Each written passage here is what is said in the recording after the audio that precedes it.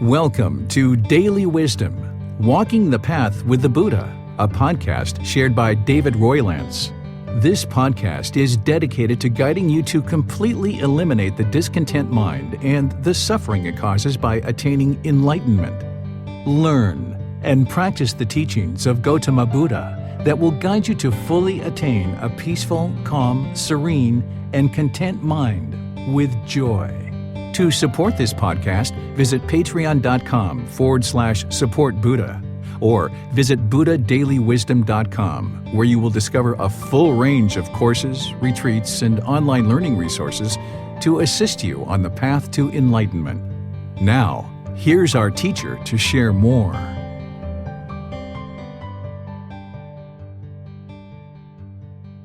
Sawadee Kap. Hello and welcome to Daily Wisdom, Walking the Path with the Buddha. Today is our Pali Canon and English study group, and we study the words of the Buddha.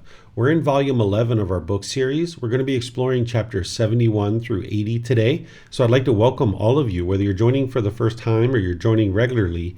The way that I do this program is I invite students who are in Zoom to be able to read one of the chapters from our book. And then after a student reads a chapter, I'm going to share some teachings on that. Then I'm going to open up to any and all questions that you have, whether you're in Facebook, YouTube, or Zoom. You'll be able to ask questions. If you're in Facebook or YouTube or Zoom, you can put your questions in the comments section. And if you're in Zoom, you can electronically raise your hand and ask any and all questions that you like that way. You can also volunteer to read by electronically raising your hand, unmuting your microphone, and then we'll be able to hear you as you read. So is there anyone in Zoom who would like to volunteer to read this first chapter? Looks like Samantha. Go ahead, ma'am. Thank you, Teacher David. Three bases of meritorious activity. Monks, there are these three bases of meritorious activity. What three? The basis of meritorious activity consisting in giving, the basis of meritorious activity consisting in virtuous behavior, and the basis of meritorious activity consisting in meditative development.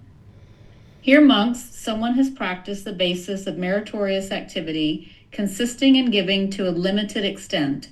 He has practiced the basis of meritorious activity consisting in virtuous behavior to a limited extent, but he has not undertaken the basis of meritorious activity consisting in meditative development. With the breakup of the body after death, he is reborn among humans in an unfavorable condition. 2. Someone else has practiced the basis of meritorious activity consisting in giving to a middling extent.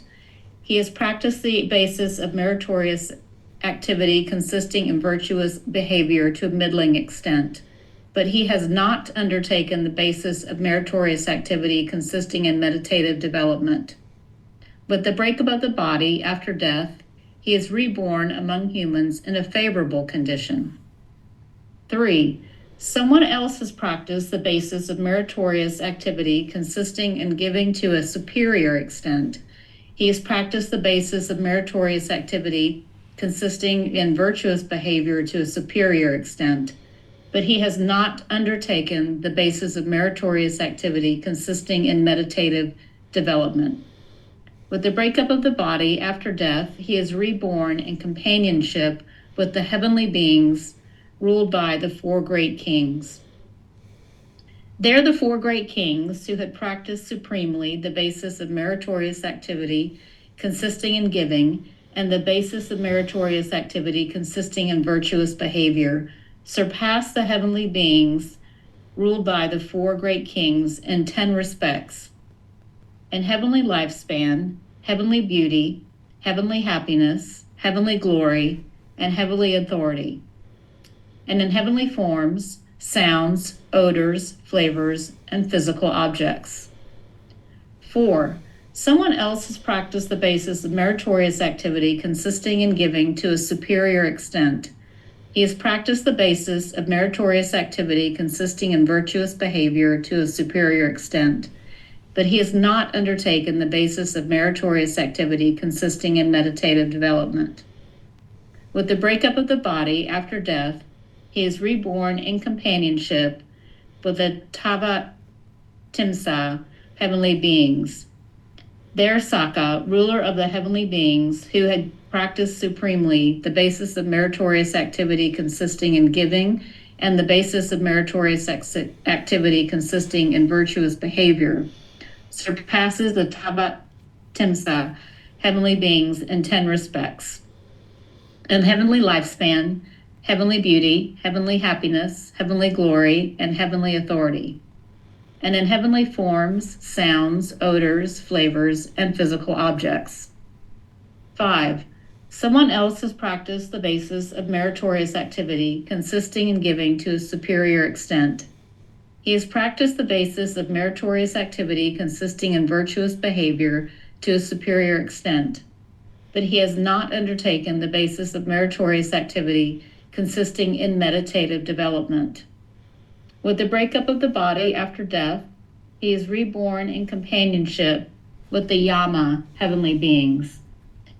They are the young heavenly being Suyama, who had practiced supremely the basis of meritorious activity consisting in giving, and the basis of meritorious activity consisting in virtuous behavior, surpasses the Yama heavenly beings in 10 respects: in heavenly lifespan, heavenly beauty, heavenly happiness, heavenly glory, and heavenly authority, and in heavenly forms, sounds, odors, flavors, and physical objects. Someone else has practiced the basis of meritorious activity consisting in giving to a superior extent.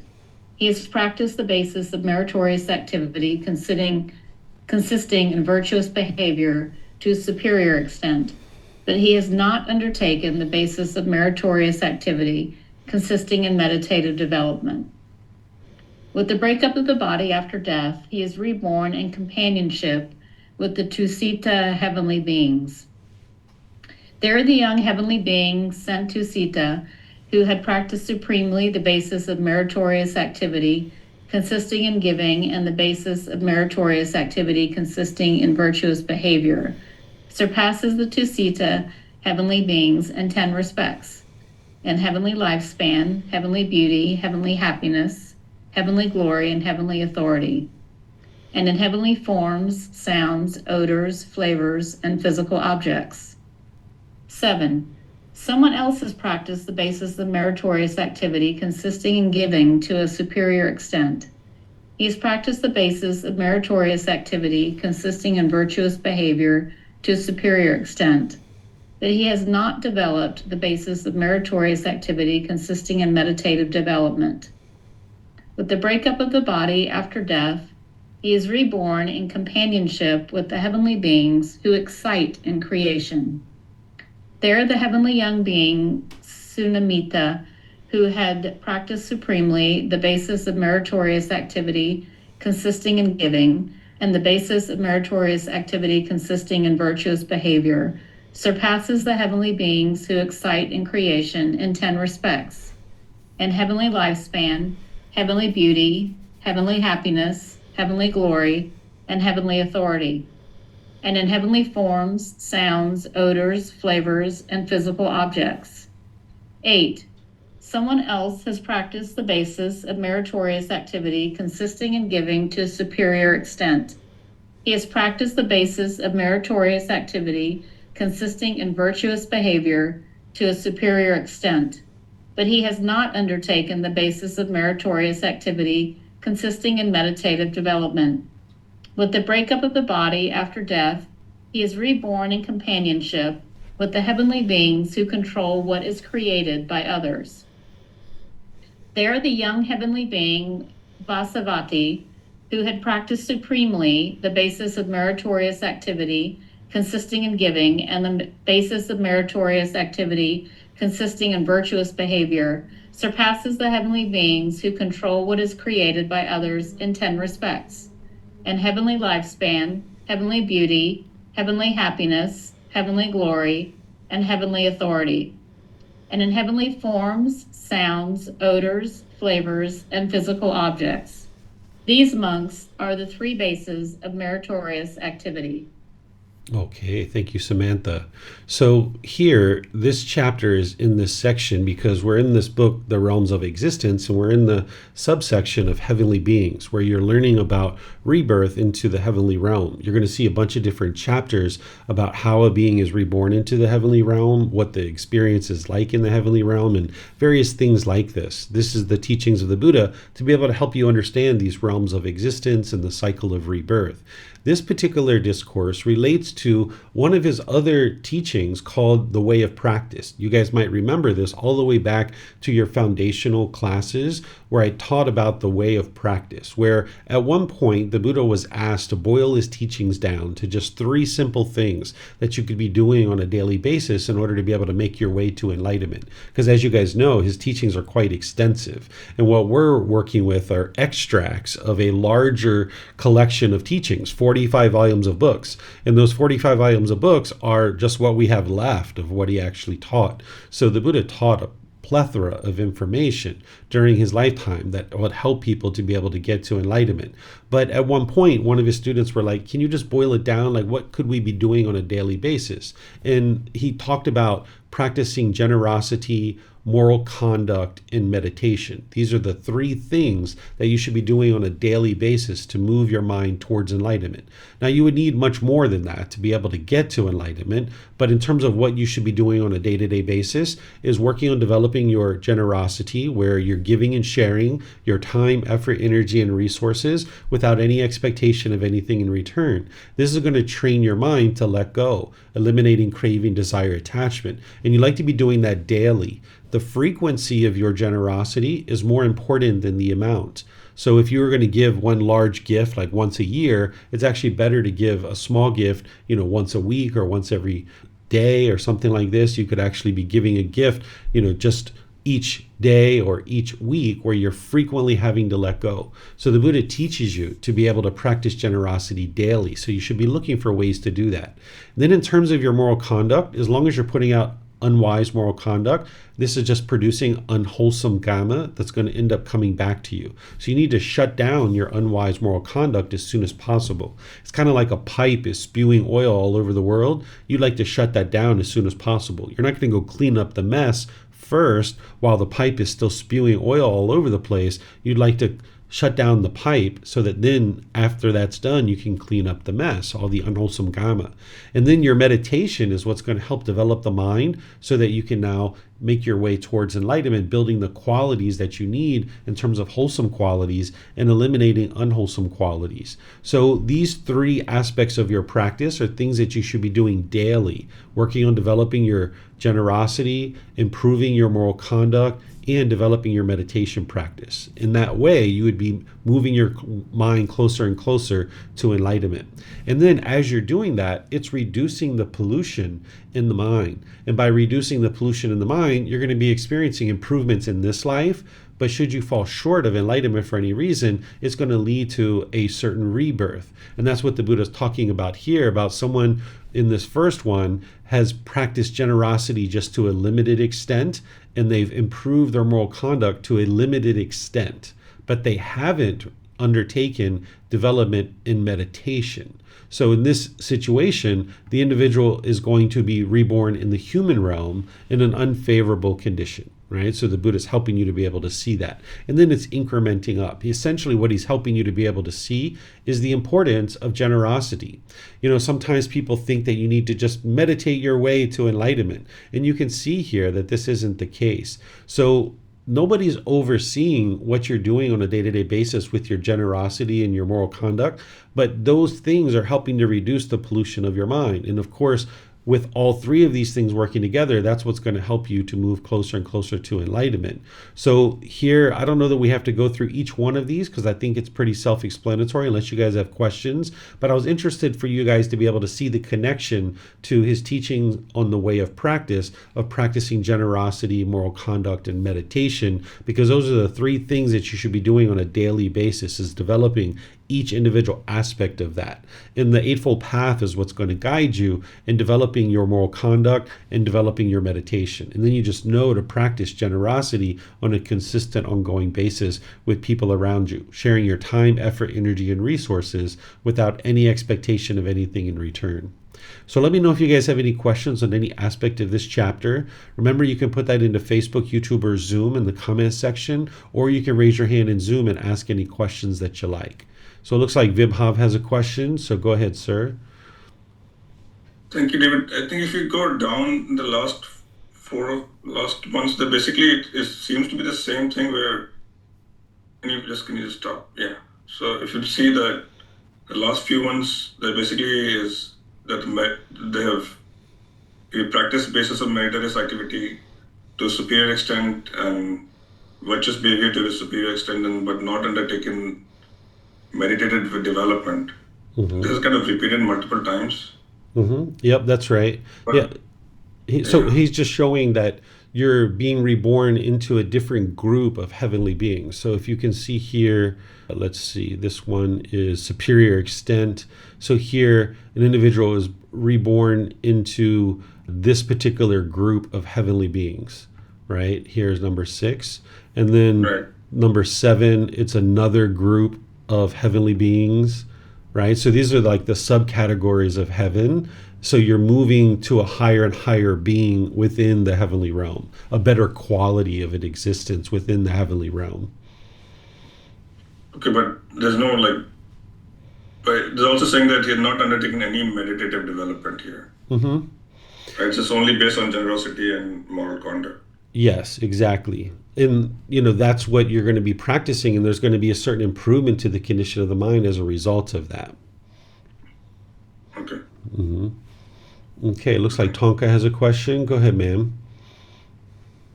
Thank you, Teacher David. I was wondering about generosity because I feel that I'm very generous when it comes to energy and time. But when it comes to money, because I just have a part-time job and I earn almost minimum wage, I'm not very generous. And I'm wondering if I should put more effort into all 3 aspects, like energy, time, and money, or we are generous just with things that we have plenty of, like how to go about that.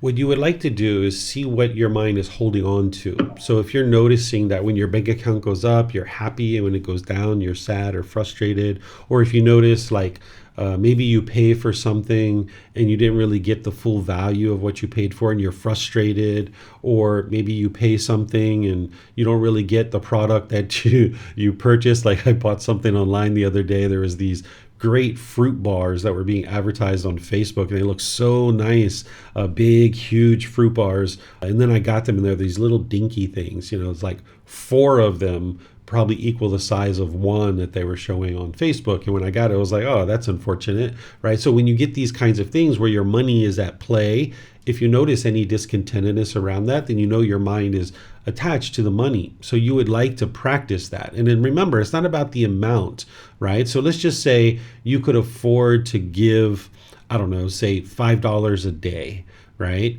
That's, I guess, $150 a month. I don't know that you're able to give that much, but let's just say you were able to. You would like to give maybe $1 or $2 per day to different charities, so that maybe in one day you're giving $1 to this charity, $1 to that charity, $1 to this charity, and you're kind of spreading it out like that, so that your mind's having to let go more and more frequently throughout your month. And if you did that for a few months, you'll be able to see that your mind is let go because you've had to frequently let go. And then ultimately, if you went to once a week or once a month or something like that, you'd be just fine. But you would like to kind of frequently be giving like that so that your mind can let go. Or maybe one day you give $5 to one charity, the next day you give $5 to the next one, the next day you give $5 to another charity. And maybe this is what you might decide to do, something like this. So with generosity, you need to be able to look not about how much you make. It's not about how much you make. It's about whether you're experiencing discontentedness related to this, because you need to be whole, right? You can't overextend yourself with practicing generosity. But if you were all the way on the other side, you'd be quite selfish. So you'd like to come to the middle where you're willing to give and share. I mean, it doesn't have to necessarily be actual money as well. It could be where you like go purchase some fruits and then you give away the fruit, or you give away clothing, but you're purchasing something with your money. If you're noticing like your clothes come out of the dryer and they're ripped and torn, and you get frustrated when you see this, that means you're attached to your clothing and you would like to practice generosity to give away some of your clothing. Or if you're noticing that when there's certain jewelry that you can't find, maybe you've misplaced it, if you're noticing your mind is shaken up, you'd like to maybe share your jewelry with other people and let them wear it sometimes. And if you can give it away, give it away, but it might be too expensive for you to give away. So you might need to just share it with people that you trust, allowing them to wear it. So anytime you see discontentedness around a material object, you would like to start sharing those kinds of things with other people. And that's what's going to train your mind to let go. And money is a common one that people tend to be attached to because it's allows you to get so many different material objects. So you would like to be sure you're sharing a certain amount of your money, but it doesn't have to be the money itself. It can be, but you can also purchase things with the money and then give those things as well. Okay, thank you very much. You're welcome. Okay, I'm going to see if we have any questions on Facebook or YouTube. I don't see any questions there. So let's go to the next one, which is chapter 72. Is there someone who would like to read this one? Okay, looks like Tonka. Go ahead, ma'am. Just need to unmute yourself there. Here, Venerable Sir, there might be two disciples of the perfectly enlightened one, equal in confidence, ritual behavior, moral conduct, and wisdom, but one is generous while the other is not. With the breakup of the body after that, they would both be reborn in a good destination in a heavenly world. When they have become heavenly beings, would there be any distinction or difference between them? There would be, Sumana, the perfectly enlightened one said. The generous one, having become a heavenly being, would surpass the other in 5 ways: in heavenly lifespan, heavenly beauty, heavenly happiness, heavenly glory, and heavenly authority. The generous one, having become a heavenly being, would surpass the other in these 5 ways. But, Venerable Sir, if these two pass away from there and again become human beings, would there still be some distinction or difference between them? There would be, Sumana, the perfectly enlightened one said. When they again become human beings, the generous one would surpass the other in 5 ways: in human lifespan, human beauty, human happiness, human fame, and human authority. When they again become human beings, the generous one would surpass the other in these 5 ways. But Venerable Sir, if these two should go forth from the household life into homelessness, would there still be some distinction or difference between them? There would be, Sumana, the perfectly enlightened one said. The generous one, having gone forth, would surpass the other in 5 ways. He would usually use a robe that has been specifically offered to him, seldom one that had not been specifically offered to him. 2, he would usually eat alms food that has been specifically offered to him, seldom alms food that had not been specifically offered to him. 3, he would usually use lodging that had been specifically offered to him, seldom one that had not been specifically offered to him. 4, he would usually use medicine and supplies for the sick that had been specifically offered to him, seldom those that had not been specifically offered to him. 5, his fellow monastics, those with whom he resides, would usually behave toward him in an agreeable way by bodily, verbal, and mental action, seldom in disagreeable ways. They would usually present him what is agreeable, seldom what is disagreeable. The generous one, having gone forth, would surpass the other in these 5 ways. But, Venerable Sir, if both attain arahantship, would there still be some distinction or difference between them after they have attained arahantship? In this case, Sumana, I declare there would be no difference between the liberation of one and the liberation of the other. It's outstanding and amazing, Venerable Sir. Truly, one has good reason to give alms, a donation, and do meritorious deeds, since they will be helpful if one becomes a heavenly being again, becomes a human being, or goes forth. So it is, Sumana. Surely one has good reason to give alms, a donation, and do meritorious deeds, since they will be helpful if one becomes a heavenly being again, becomes a human being, or goes forth. This is what the perfectly one, the teacher, further said this. As the stainless moon moving through the sphere of space outshines with its radiance all the stars in the world, so one accomplished in virtuous behavior, moral conduct, a person endowed with confidence, outshines by generosity all the selfish people in the world.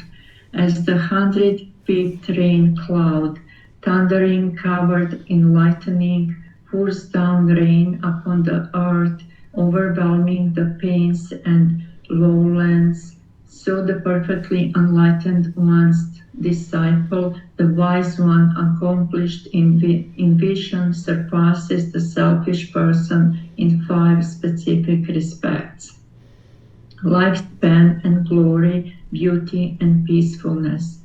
Possessed of wealth, after that he rejoices in heaven. Okay, thank you, Tonka.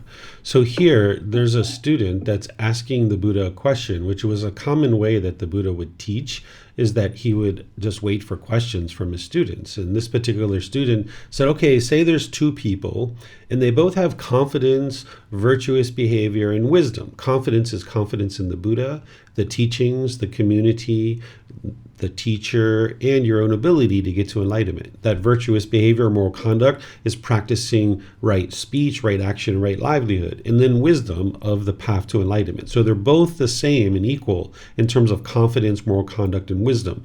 But one is generous and the other is not.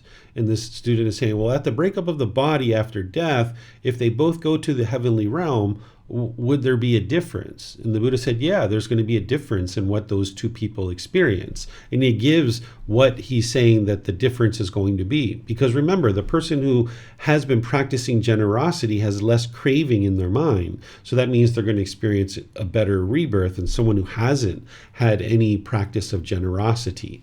So then this individual says, okay, well, let's just say they're reborn out of the heavenly realm into the human realm. So this is a good example here where you can see that the Buddha is teaching that the heavenly realm is not permanent, right? That beings are going to be reborn out of the heavenly realm if they haven't gotten to enlightenment, because they're still in the cycle of rebirth. So those heavenly beings can come back down to the human realm, but they can also go to other realms as well.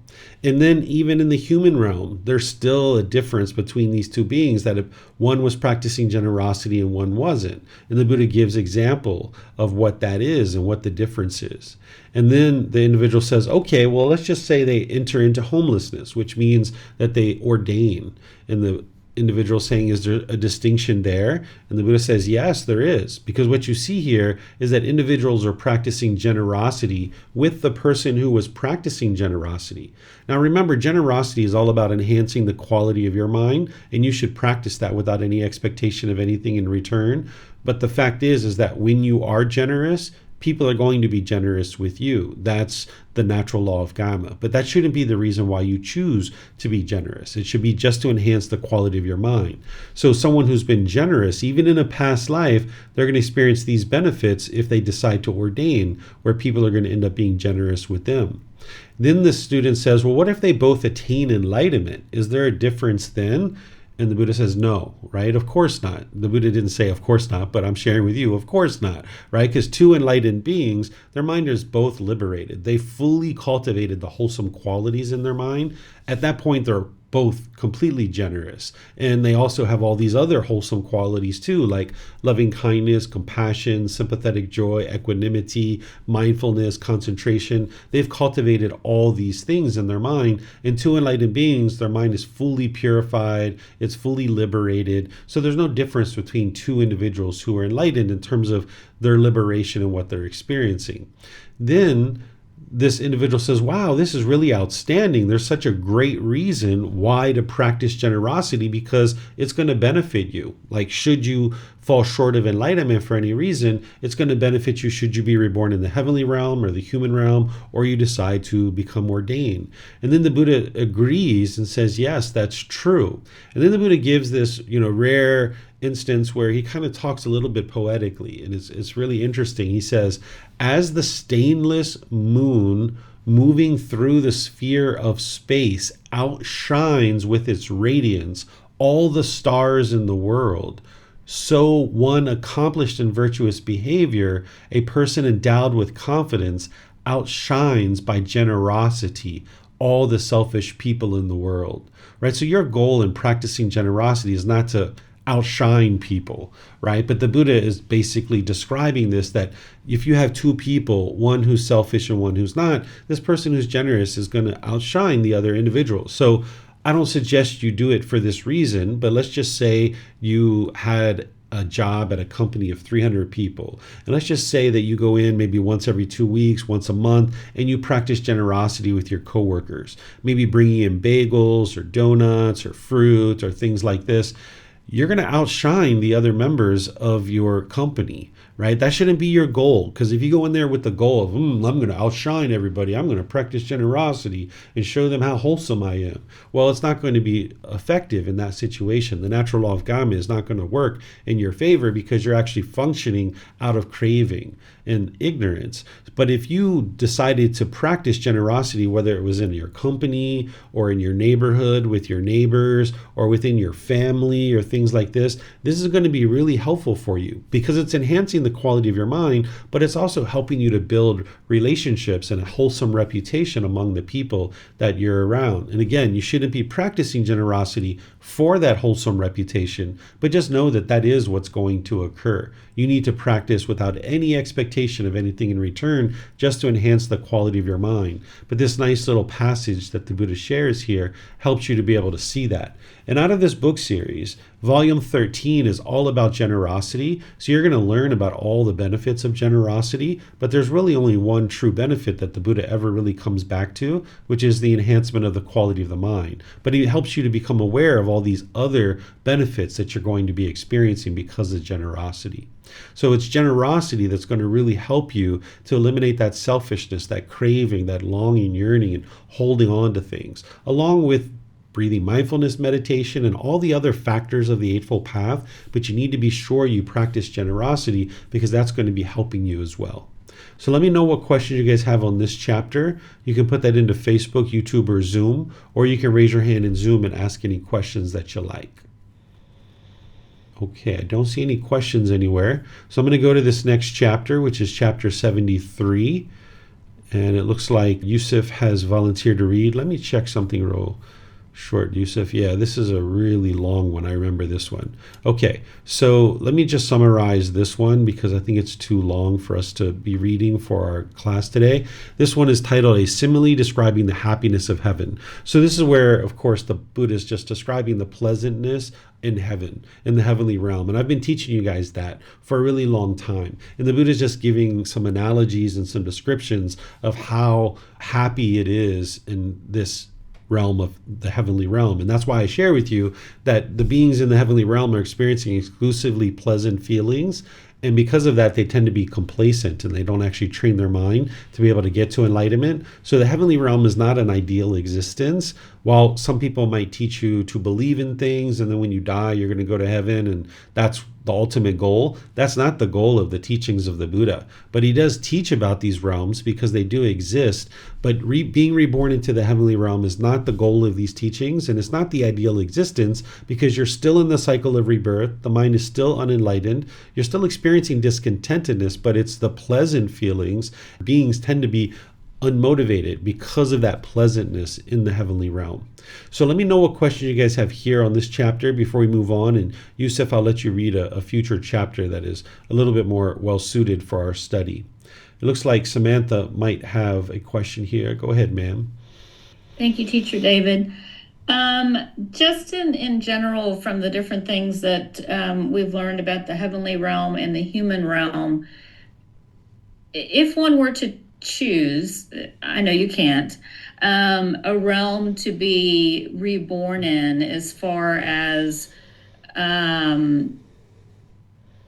becoming an enlightened being, would the heavenly realm surpass human realm? It almost seems like it's better to be in the human realm, where there's not as much complacency and there's maybe because of our discontentedness and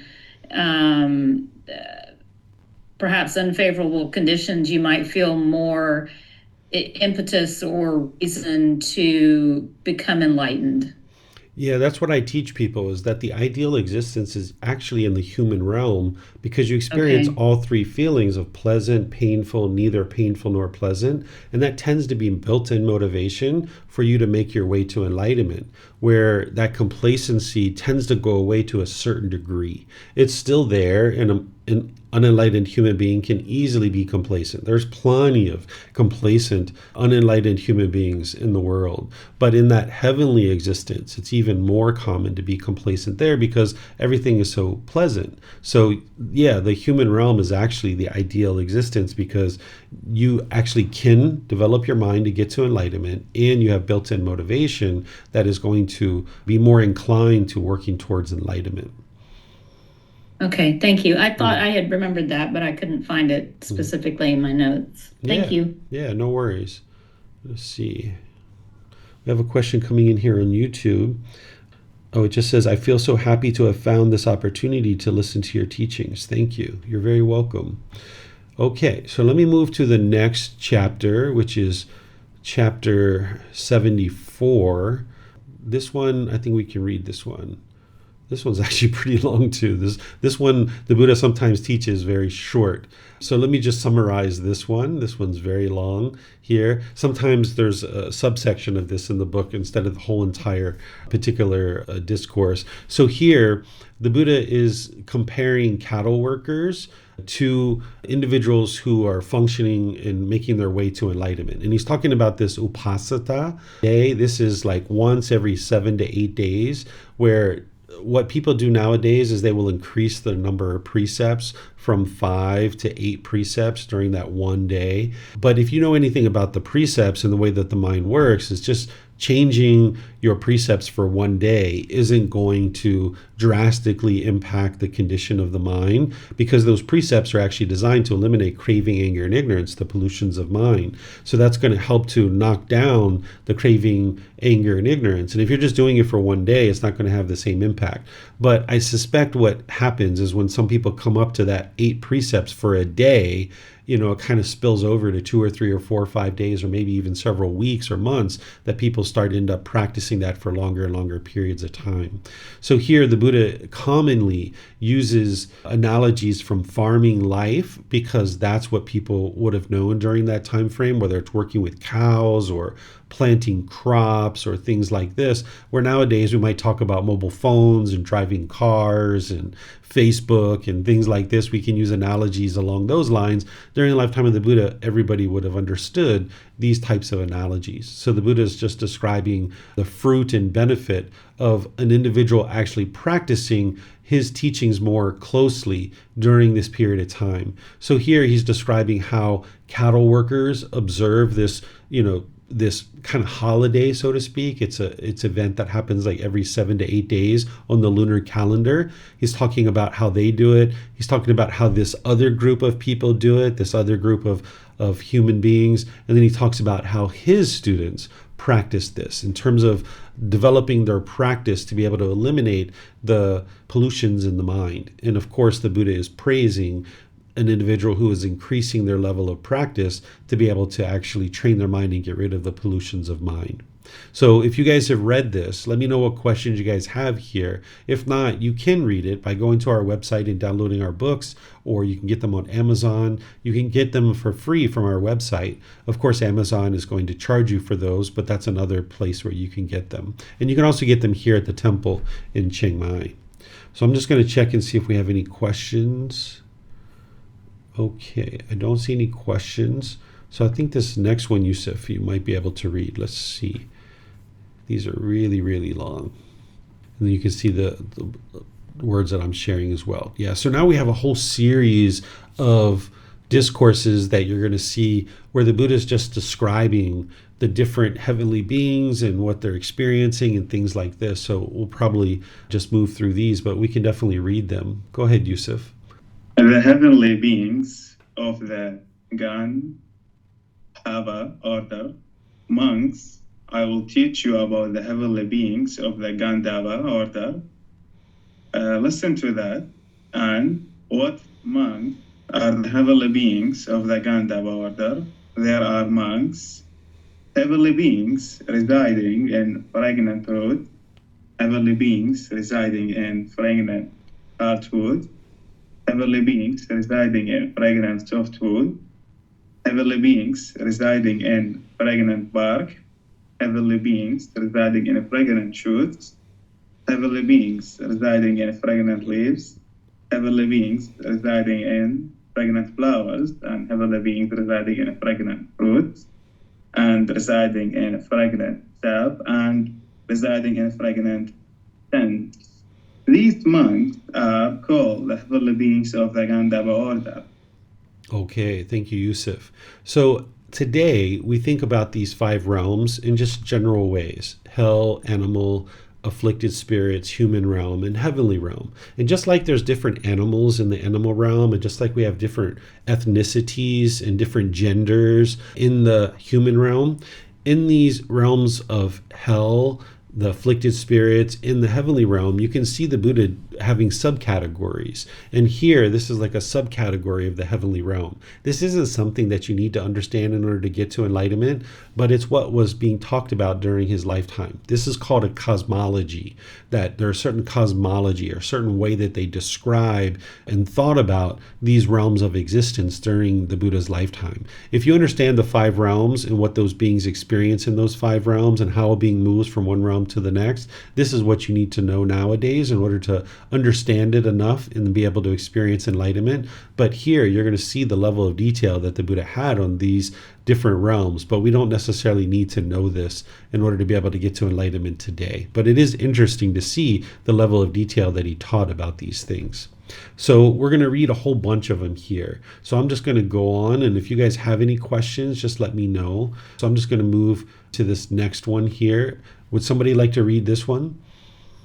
Okay, it looks like Keely. Go ahead, ma'am. To be reborn in the company of the heavenly beings of the Gotama order. Here, monk, someone practices wholesome conduct of body, speech, and mind. He has heard the heavenly beings of the Gotama order are long-lived, beautiful, and abound in happiness.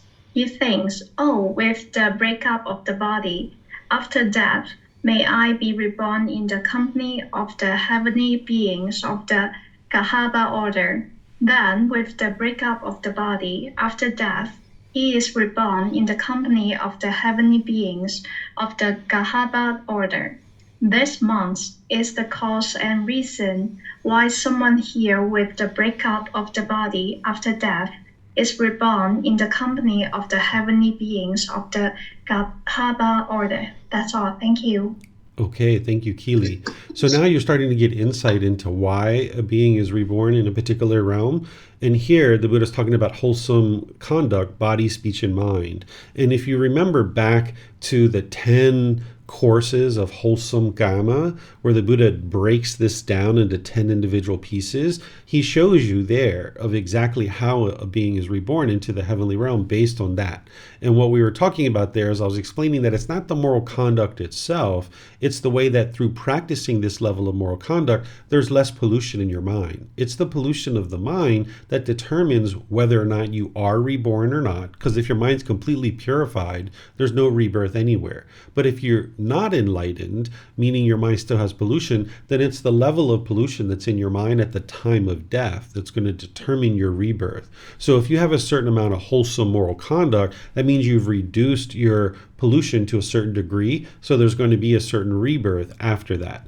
And being reborn into the heavenly realm, okay, that's nice, but that's not the ideal, and that's not what is necessarily going to lead to a wonderful life, because in that heavenly realm, you still need to get to enlightenment. So those beings are going to need to be either getting to enlightenment in that existence, or they're going to be reborn into other realms, and then have more and more opportunity perhaps to get to enlightenment, whether they're in the human realm or in the heavenly realm. But if they go back down to like hell, animal, or afflicted spirit, which is possible for a heavenly being to experience, now they're in those lower realms and they need to make their way back up again.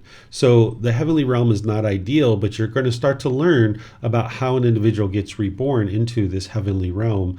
Not that you would aspire for that, but the Buddha is just helping you to see true reality of how these things happen and how these occur. This is understanding the natural law of karma, of cause and effect, or action and result. Everything the Buddha is teaching you in one way or the other is helping you to be able to understand that natural law, because that's what you're awakening to. When we talk about awakening to enlightenment, you're cultivating wisdom about the natural law of karma, of cause and effect, or action and result. And now in the past, you've learned about the natural law of karma as it relates to your own development in your mind and your relationships and your meditation and all these other things. Well, now in volume 11, you're starting to learn about the natural law of karma as it relates to rebirth and how a being gets reborn into the heavenly realm. And then we've already explored the other realms as well. So it's the wholesome moral conduct that's leading to this improvement where an individual is now going to potentially be reborn into the heavenly realm. So we have a question from Alejandro coming in here on Zoom. It says, heavenly beings are in other realm. Heavenly beings are in other realm. Are they considered enlightened? Heavenly beings are in a separate realm than the humans. So we have hell, animal, afflicted spirit, human realm, and heavenly realm. And that heavenly realm is a separate realm, but they're in the same time and space as us. They're not in some far distant world somewhere. Just like I'm sitting in this chair here as a human being, if I got up and left, there could be a gecko that comes and sit in this chair, which is very likely that a gecko would come sit here. Or maybe some animal, right, would come and sit in this chair, because we're all in the same time and space. So these hell beings, afflicted spirits, and heavenly beings, we're all in the same time and space, and we're all functioning within the same time and space. So they are in a separate realm, meaning that they're a different type of being, but they're not enlightened because they're still in the cycle of rebirth. Once they get to enlightenment, if they are in the heavenly realm, they could experience enlightenment and stay in the heavenly realm for a period of time, but ultimately that life is going to come to an end, and now that life, that existence is over, right? Just like a human being, you can get to enlightenment in this life, and now you'll experience enlightenment for the rest of your life, but then eventually this life is going to come to an end, just like the heavenly beings. So the heavenly realm is not a permanent existence. Those beings are still in the cycle of rebirth. They have the opportunity to get to enlightenment, but oftentimes they don't because they're complacent because of the pleasant feelings that they're experiencing. They tend to not be motivated to learn and practice to be able to get to enlightenment. Looks like Yusuf has a question. Go ahead, sir. My question is about rebirth. I'm not sure if it's related to what we are studying here. You can tell me if not. If you were to look to a family of, like, let's say 5 members, all of them are into wholesome things and a perfect conduct on everything. But sometimes you see only one of them even though his family is into wholesome things and perfect things, he go kill people, take drugs, drink alcohol, go to prisons, and all this kind of stuff. So I thought came to the mind that this might be conditioned. His mind is conditioned because of his past life and his all unwholesome karma. So this could be like a sign that there is rebirth. Would that be true, or there's no relation to that? What do you mean a sign of rebirth? That they are going to be reborn after this human life? No, like when we are trying to, I forgot the word, when we are trying to see if rebirth is true or not, to verify rebirth. So this is like a sign to verify rebirth. Is it true, a sign, or there's no relation actually? That is true, that you can see that beings are reborn into this world, and they have different levels of pollution in their mind based on their past, but also based on this life too. So that individual who, in your example, was born into a family that's fairly wholesome but chooses to do unwholesome things, they could make different choices too if they chose. But that's where the wisdom comes in of what would be wise or what would be unwise. So it's important that we don't kind of blame our conduct today on our lives in the past, but instead we can see that there's certain pollutions in the mind that come from our past existences, but now in our current existence we have the opportunity to overcome that through training the mind, and that would be the ideal way to go forward in this life. Okay, understood. Okay, it looks like Samantha has a question. Go ahead, ma'am. Thank you. Our rebirth, as you said, relates to the amount of craving and the type of craving we have at the breakup of the body. So it seems like many people, as they get older, either through wisdom or through active training, lose craving, or they realize that certain things are just not as important, or they don't crave them like they used to as they were younger. And then there are other people who, let's say they have an illness and they're aware that their time is closing here on earth, and they too, I won't say have a revelation, but just become less and less full of craving, just realizing that everything should just let go, that really so many things are not important. So my question is, do you think that, or do you know if people who are older or those closer to death with an understanding that they are closing in on death are more likely to reduce their craving to the point where they might become enlightened at the time of death? Yes, I've taught this too, that natural death leans towards enlightenment. So let's just say somebody dies abruptly in a car accident at the age of 25.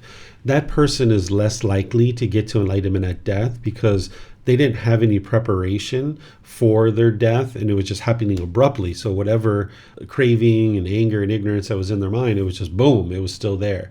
But this individual who's lived a very long life, maybe they got to 70, 80, 90, 100 years old, as we age, that natural death leans towards enlightenment because we're letting go, we're starting to extinguish a lot of those pollutions in the mind. That's why a long life is actually something that an individual would aspire for, because it gives you more time to be able to get to enlightenment, where oftentimes, like my grandmother now, she's like almost 102. She'll be 102 on the 13th of August. And she keeps saying like, gosh, I don't know why I'm living so long. Like, she's in Christianity. So she says, God doesn't want me and hell won't take me, right? This is what she says. So I tell her, I say, Grandma, there's a reason why you're living so long, because all through her life, she was so kind, she was so generous, she was so friendly and loving. She was a very dedicated wife and mother. She just did so many amazing things during her life. And this is the reason why she's living for a very long time. And she just doesn't understand that. It was through her wise decisions. And she's an individual who you can see she's been letting go and letting go and letting go and letting go and letting go. And she's getting all this amount of time to be able to let go, right? So yes, natural death, and as you age, it's going to tend to lean towards enlightenment. And even people who know that they're going to die, this is actually really helpful because they can actually be letting things go. But obviously, the better way to do this is to actively train your mind from early in life so that you don't accumulate a lot of pollution through your life, and then you have a lot to let go of at the end. Instead, actively work on letting go, as soon as possible, so that then at whatever point you get to enlightenment, whether it's in your teens or 20s or 30s, 40s, 50s, 60s, 70s, wherever it is, you can enjoy the rest of your life in that enlightened mental state, and that would be ideal. Okay, thank you. You're welcome. Okay, I'm going to see. We don't have any other questions, so let's go to the next one. This is now the Buddha giving details of how one is reborn into these various realms. So it looks like Yusuf is volunteering again. Go ahead, Yusuf. Why are you smiling? Because I volunteer. I just know you like to talk, that's all. And Okay. reading is a form of talking for you. What? Reading is a form of talking for you. I did not understand. Okay, that's all right. Okay. To be reborn in the company of the heavenly beings who reside in fragrant roots. Here, monk, someone practices wholesome conduct of body, speech, and mind. He has heard the heavenly beings who reside in fragrant roots are long-lived, beautiful, and abound in happiness. He thinks, with the breakup of the body after death, may I be reborn in the company of the heavenly beings who reside in the fragrant roots. He gives food, gives a drink, and gives clothing. He gives a vehicle, he gives a garland, he gives a fragrance, he gives an ointment, he gives a bed, he gives a dwelling, he gives a lamp.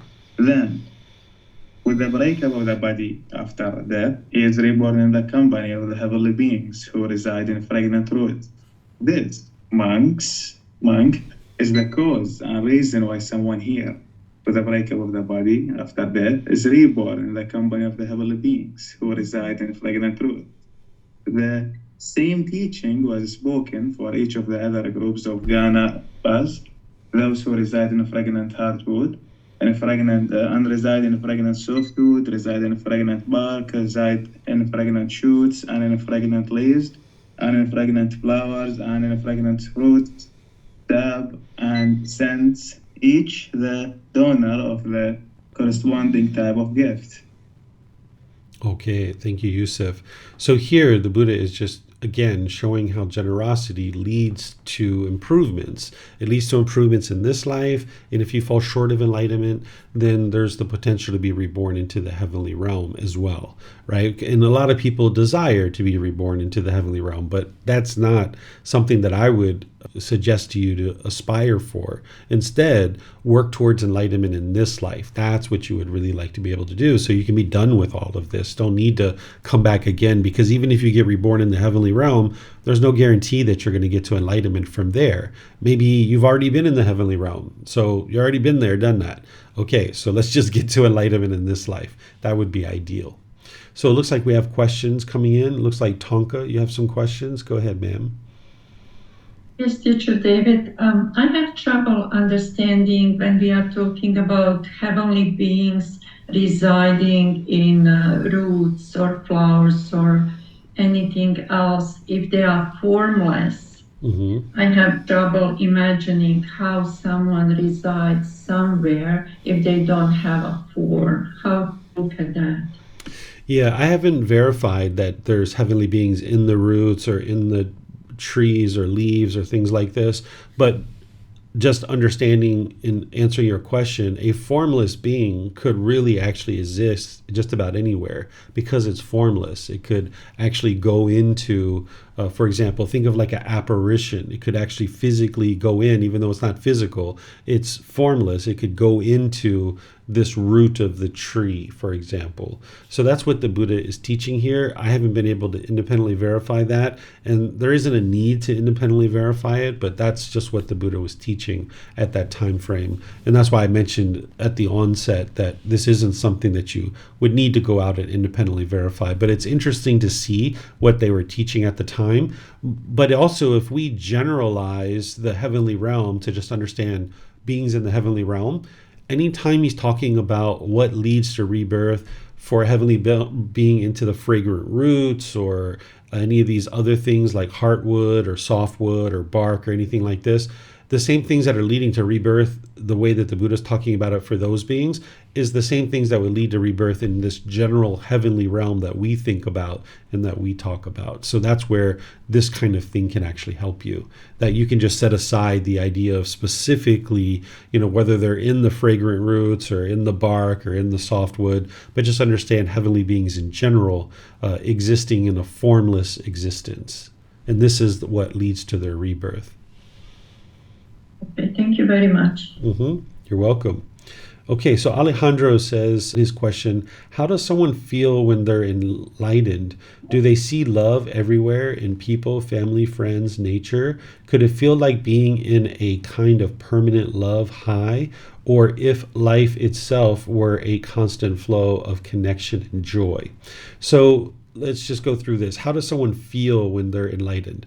There isn't necessarily a feeling. It's more of mental states that you're experiencing where the mind is bright and cheerful and uplifted. There's no longer any discontent feelings. So the mind is just always cheerful. It's always glad. But it's not the same type of happiness and excitement you're used to in the unenlightened state where you're just like bouncing off the walls.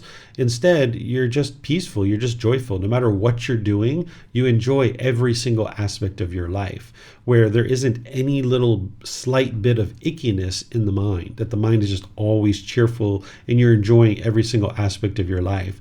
You're not exhausted. You're never tired. None of that. Your mind is just always able to function with energy. You need to rest and relax. You get sleepy, but you don't get exhausted or tired.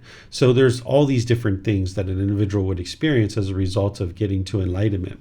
And then you mentioned, do they see love everywhere? You can see love everywhere, but you can also, as an enlightened being, you can see the suffering that people experience too, and you understand that suffering. And you say seeing love in people, family, friends, nature. You can see love within your own mind, and you can see other people when they're practicing love. But again, you can see the heartache and the misery in the world too, but that doesn't affect you. Where in the unenlightened state, if you see somebody suffering, you might actually experience painful feelings as a result. But in the enlightened mental state, someone could be suffering and your mind doesn't experience any kind of emotions as a result of that, because you just understand why this person is experiencing the things that they are.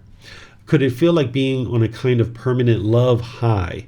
The answer is no. There's no high and there's no low. It's just your mind is just always uplifted. It's always bright. And you love all beings. So there's no being that you don't love. Remember, love is a genuine interest in seeing all beings be well. You have that genuine interest in seeing all beings be well for all beings, animals and humans, and even these other realms of hell, afflicted spirit, and heavenly realm as well. And then you say, as if life itself were a constant flow of connection and joy. There's nothing but joy in the enlightened mental state. The mind is always joyful. There's never a time where you're like, I don't really like what's going on in my life right now. This is a real bummer. I feel bored. I feel lonely. You don't have any of that kind of thing. You just enjoy every single aspect of your life. Okay, let me see. And if you'd like more, Alejandro, just let me know. If you haven't done so already, I would suggest that you read chapter 3 in our volume 1 of our book series, and then also listen to some of the classes where I've taught that as well. You're welcome, sir. Okay, so now we're going to move to the next chapter, which is chapter 78, which we have a series of short chapters here just describing the different categories of heavenly beings. So would anyone else like to read besides Yusuf? Let me see if anybody else would like to read before I go to Yusuf. Okay, Vibhav, go ahead, sir. The heavenly beings of the cloud residing order. Monks, I will teach you about the heavenly beings of the cloud residing order. Listen to that. And what monks are the heavenly beings of the cloud residing order? There are monks, cool cloud heavenly beings, warm cloud heavenly beings, storm cloud heavenly beings, wind cloud heavenly beings, and rain cloud heavenly beings. These monks are called heavenly beings of the cloud residing order. Thank you.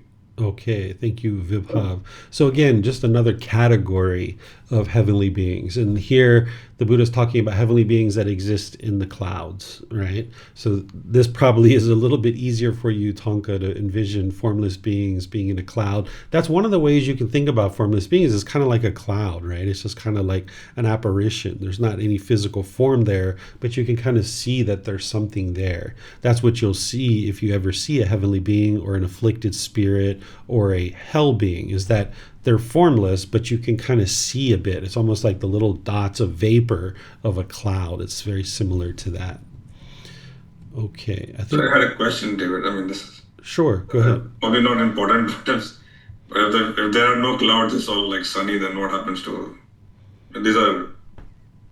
I guess these are beings that exist when there are clouds. Or There's always going to be clouds somewhere on the earth, right? We're never going to be completely without clouds in the entire atmosphere. There's going to be some clouds somewhere. okay, thank you. Yeah. And again, I haven't verified that there's heavenly beings in the clouds. You know, we tend to think about just general heavenly beings. And I have verified that there are heavenly beings, but just not specifically where the Buddha is describing that they are. Okay, thank you. Mm-hmm. Okay, now we've got 79. Is there someone who would like to read this? All right, Tonka. Go ahead, ma'am. To be reborn in the company of the heavenly beings of the cloud residing order. Here, monk, someone practices wholesome conduct of body, speech, and mind. He has heard. The heavenly beings of the cloud residing order are long-lived, beautiful, and abound in happiness. He thinks, oh, with the breakup of the body after death, may I be reborn in the company of the heavenly beings of the cloud residing order. He gives food, he gives drink, he gives clothing, he gives a vehicle, he gives a garland, he gives a fragrance, he gives an ointment, he gives a bed, he gives a dwelling, he gives a lamp. Then, with the breakup of the body after death, he is reborn in the company of heavenly beings of the cloud residing order. This monk is the cause and reason why someone here, with the breakup of the body after death, is reborn in the company of the heavenly beings of the cloud residing order. Okay, thank you, Tonka. So same thing as we had before, where first he describes those beings and where they reside, and now he's describing how one gets reborn into that, where if you would like to just take away the idea of heavenly beings being in a cloud, you could, and then just look at this for what is leading to rebirth into that heavenly realm. Not that that's what you aspire for, but understanding cause and effect, right? You can just understand this natural law more and more closely. Let me know if you guys have questions here on this chapter.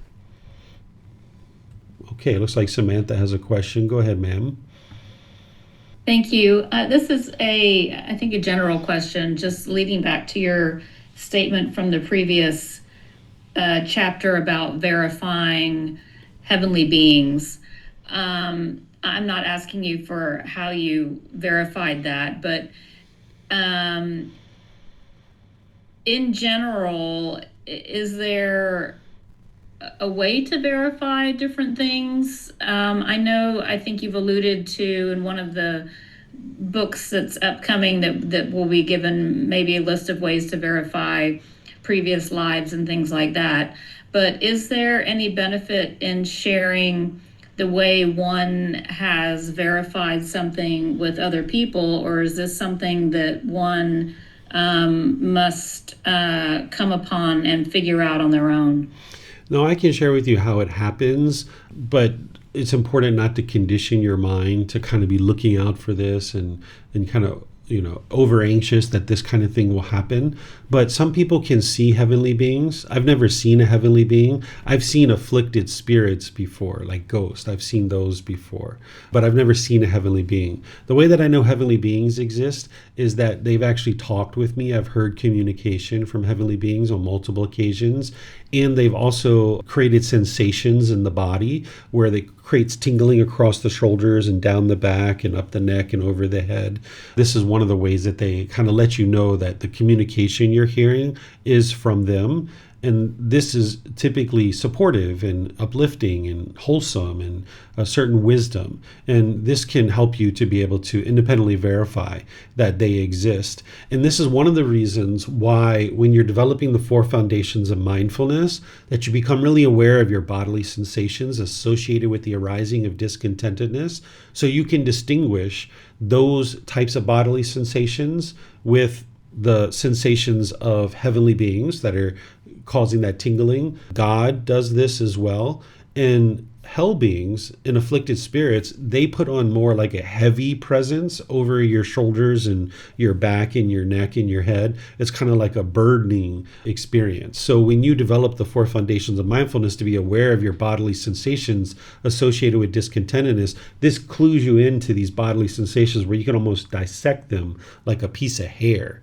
So this is how I know that heavenly beings exist, because I've had lots of communication from them, and I've actually experienced these sensations while they're communicating, because they let you know that this is them communicating. But even still, when they do that, you still need to learn, reflect, independently verify, and practice. Because particularly early on, you might not know whether this information coming to you is from a heavenly being or is it from a hell being, right? Because those hell beings and afflicted spirits, they're going to try to motivate you to do unwise things. So you're going to need to really discern for yourself of whether this information that you've received is either wise or unwise through your own practice. And then more and more, when you start seeing that and you start connecting it to the bodily sensations that you're having in the communication that you're getting, you'll know right off the bat whether this is a heavenly being or a hell being or afflicted spirit, or even God can do this kind of thing too.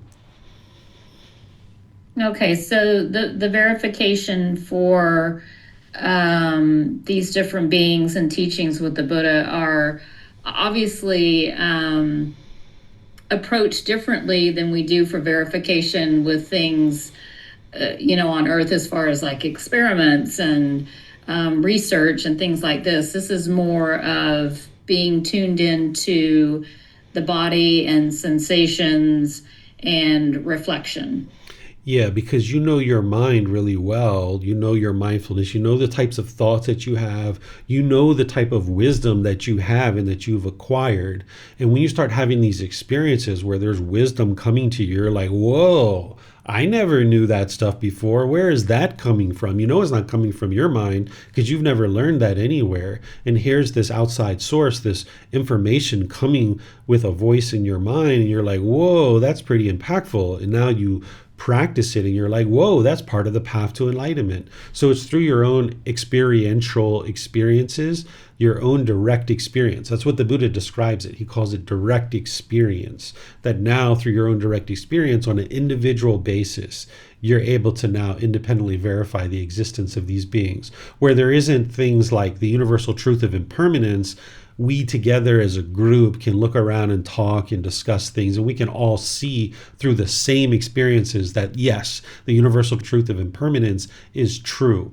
But with things like the hell beings, afflicted spirits, heavenly beings, God, all these kinds of things, it's on a one-by-one kind of basis that some individuals have had these experiences already, some people haven't, some people will have these experiences as they progress on the path. And if you understand these things, when you start having these experiences, it's very normal for you. And you're just like, oh yeah, okay, I understand. The teacher explained this, and I understand this communication is coming from a hell being or an afflicted spirit or a heavenly being. And now you can choose what to do with those kinds of things. So these things, if you haven't had them already, you may have them in the future, but it's going to be on a case-by-case basis. Everybody's going to experience these things at different times and in different ways. But these are the ways that it happens. Okay, thank you very much. You're welcome. Yusuf, do you have a question? Yeah, curiosity based on what you shared. There was something that like a problem, this continues in the mind. I was thinking about for like weeks or months, and I was like, no way near the truth or the solution. But then suddenly I was like doing something else completely different about thinking about that problem. And suddenly there was a thought in the mind that is, or like, what's the solution? And I was like, the same way you described it, whoa, what's that? From where did it came to me? So was that like the same thing you mentioned? Communication from, I don't know, from where? Yeah, it can be communication from heavenly beings or God. It depends on the level of wisdom, and it depends on the sensation that you're experiencing in the body. It can also be your own thoughts too. That's a possibility as well. So that's where you need to be able to have a well-developed mindfulness to be able to see this delineation. It's almost like seeing, pieces of hair and being able to determine the color of the piece of individual hairs that you have.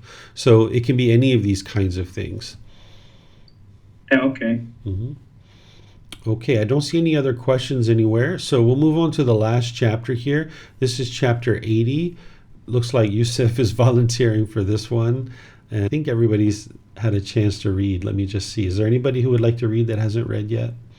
Okay, I don't see anybody. All right, Yusuf, you're up. Okay. Extinguish The that craving. agreeable. How? I said extinguish that craving. Go ahead and read. Now I'm actually training the mind to speak slowly. And I was like, when I was asking you the question, I was speaking so fast like this. So I had like this chance to speak more slow. Okay. So yeah. Good. The agreeable, bodied, heavenly beings. Here, Venerable Sir, I had gone on to pass the day and was in seclusion when a number of agreeable bodied heavenly beings approached me, paid homage, respect to me, stood to one side, and said to me, Venerable Sir, Anora da, we agreeable bodied heavenly beings exert mastery and exercise control over three things. We immediately acquire whatever color we want. We immediately acquire whatever pleasure we want. We immediately acquire whatever voice we want. Venerable Sir, how many qualities should a woman possess so that, with the breakup of body after death, she is reborn in companionship with the agreeable bodied heavenly beings? If she possesses 8 qualities, Anuradha, a woman with the breakup of the body after death, and is reborn in the companionship with the agreeable bodied heavenly beings. What 8? Here, Anuradha, to whichever husband her parents give her, doing so out of a desire for her good, seeking her welfare, taking compassion on her, acting out of compassion for her. A woman rises before him and retires after him, undertaking whatever needs to be done, agreeable in her conduct and pleasing in her speech. She honors, respects, admires, and venerates those whom her husband respects, his mother and father, ascetics and Brahmins, and when they arrive, she offers them a seat and water. She is skillful and diligent in attending to her husband's domestic chores, whatever knitting or weaving, she possesses a sound judgment about them in order to carry out and arrange them properly.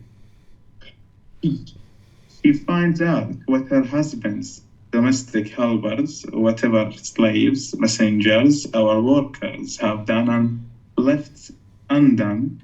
She finds out the condition of those who are ill, and she distributes to each an appropriate portion of food.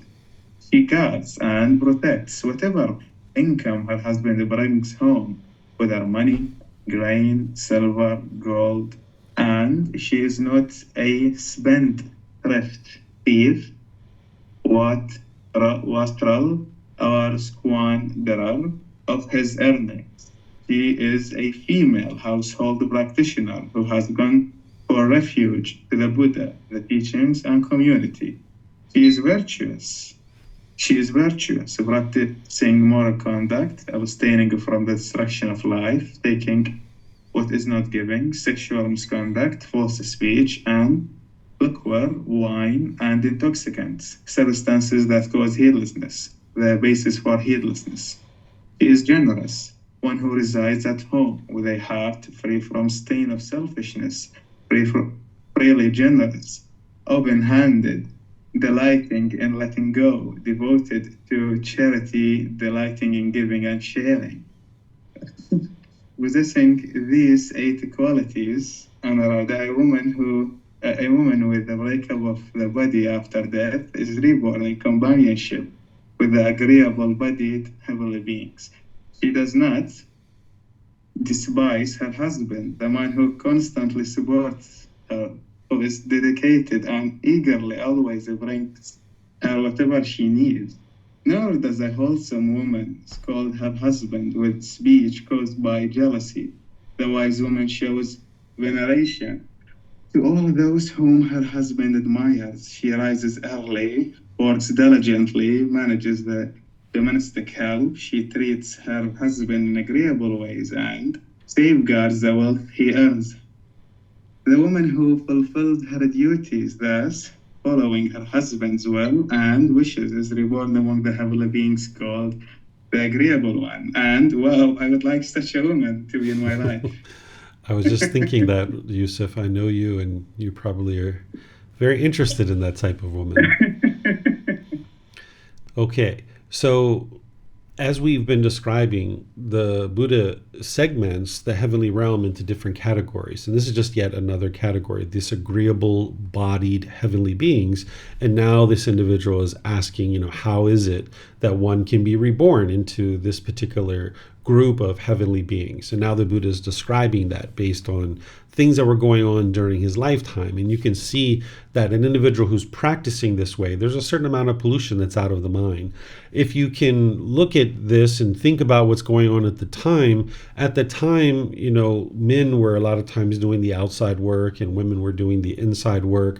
So you can kind of see that the man's kind of out there doing these kinds of things and the woman's at home doing domestic type work, where today, a woman isn't necessarily doing that. So it's not like a woman has to do this. It's not like a template, but instead the Buddha is teaching based on what was happening at that time. So today we might say, that a individual where the Buddha is talking about, kind of waking up before her husband and going to sleep after her husband, we might think that, okay, a good worker who works at a company who happens to be a female or even a male, they might arrive to the office before their boss and they might go home after their boss, right? And this is like a way of ensuring that you're attending to all the needs of the company, right? So now during today's time frame, women aren't necessarily staying at home in the way that they were during the lifetime of the Buddha, which was pervasive during his lifetime. Nowadays, women are out in the workforce and,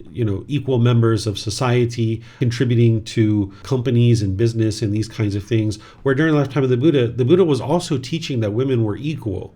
He was teaching equality among all people. But sometimes when people read something like this, they kind of try to put in this delineation of where the husband is higher than the wife. And that's not true. The Buddha is just describing the type of activities that women would do that are practicing the teachings to a certain degree. Nowadays, we could potentially look at this and extrapolate lessons for a woman or a man, even today, of how to be reborn into that particular realm. But again, that's not the ultimate goal. But what you can see as an underlying message in all of these teachings about how one is reborn into a particular realm, whether it's the heavenly realm or even the human realm, afflicted spirits, animal realm, or hell realm.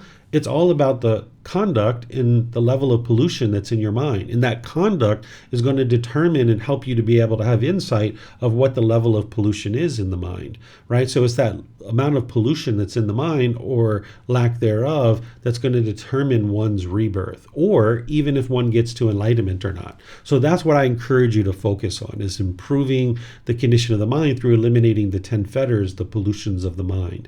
And for those of you guys that aren't aware, each August I teach a retreat where I spend about an hour to an hour and a half on each individual fetter, which are the pollutions of mind. And I explain to you what it is, what the symptoms of it are, how to eliminate it, and how to know that you've eliminated it. And that's coming up in about 2 weeks from now.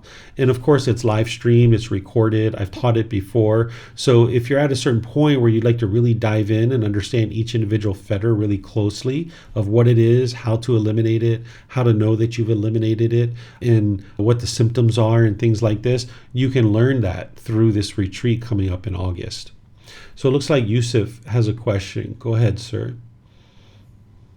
So one of the things that most men in my country expect from their wife is for her to wake up early in the morning to make him breakfast before he goes to his job, and if she did not, he will become angry, of course. But my thoughts about this is, if I were ever to get married and she offers me this, saying, "Would you like me to wake up for you in the morning?" So I was thinking about telling her, "No, thanks. I don't need that. I can make my own breakfast." But after reading this chapter and how this generosity could help her to go to heaven, like a wholesome destination after life, my thoughts are changing now. I think I should not close the door on her generosity, and I can say a better thing. I don't need that wife, but if you would like to do it, you can do it, instead of closing the door on her generosity. What do you think? Yeah, you're never interested in closing the door on anybody's generosity. And you would always like to leave the decision to the other person. Whereas if they're looking to you to make a decision for them, then that means their mind is attached, right? So the answer in all these kinds of situations, it's a very simple phrase that Thai people use all the time: up to you. Right? That's what you say. Your wife's like, "Hey, would you like me to wake up early in the morning and make you breakfast?" Up to you. Right? If she would like to wake up and cook you breakfast, wonderful, enjoy the breakfast. But some days, because of impermanence, she's not going to wake up and cook breakfast. And that's whereas if you don't have an expectation that she will do it, when she does it, you'll be fine with that. But when she doesn't do it, you'll be fine with that too, because her waking up to cook you breakfast every morning is not permanent. So that's where what you talked about husbands getting angry when their wife doesn't wake up, that's because they have an expectation that she will wake up. Instead, you just leave it up to her. That way, when she's doing it, you'll see that pure love coming through, because that's what she's choosing to do at that particular time. She's not choosing to wake up early because she's scared of you, or she's worried that you're going to get angry, or you're forcing her or controlling her to do it. She's doing it because that's what she enjoys doing and she's interested in doing it. And it'll feel more wholesome for you when you see that. So it's better to just say up to you and leave it to her. And that's essentially what you shared in your reply. So you have certain personality that you're going to share there. And that's what you would ultimately like to do with all these kinds of decisions that people are coming to you and asking, "What should I do?" And you always would like to say, "Well, it's up to you." And they're like, "Well, what would you do in that situation?" And you can share your ideas of what you would do, but you would always like to make sure that they understand that it's up to them to what they decide, because that way they can be free of any perceived cravings that they might think that you have in these kinds of situations. Okay, thank you. You're welcome. Don't see any other questions anywhere. So I'm just going to end class by thanking all of you guys for joining. I appreciate your reading. I appreciate your questions. I appreciate your dedication to learning and practicing these teachings. Next week, we're going to be in the next 10 chapters 81 through 90. So if you'd like to read those ahead of time, you got the words of the Buddha and you got words from me as well to help you understand how to implement this into your day-to-day life. So you might decide to take a look at the book prior to class or after class, this is going to help you.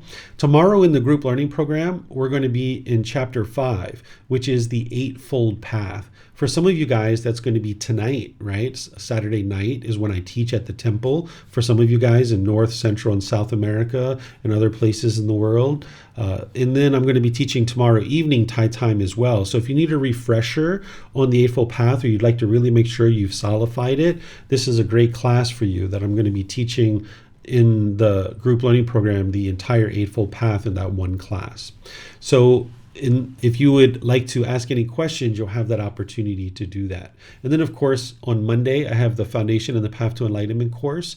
And then on Wednesdays, I'm teaching meditation and opening up to questions. And then I'm also teaching a 4-part series on Buddhist chanting right now on Wednesday evenings, Thai time. So you guys are welcome to attend any of these classes.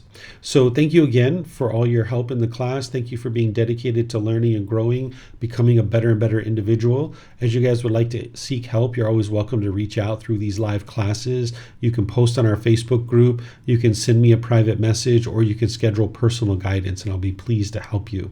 So whatever you choose to do today, have a very lovely and wonderful rest of your day. We'll see you next time. Sawadee-ka. Thank you for listening to this podcast. To provide support for this podcast, visit patreon.com/support Buddha. To access more teachings, visit buddhadailywisdom.com. There, you will discover a full range of courses, retreats, and online resources to assist you on the path to enlightenment. Remember to establish a daily, consistent meditation practice, along with learning and practicing these teachings. A well-developed meditation practice is the foundation in which to train the mind to attain enlightenment.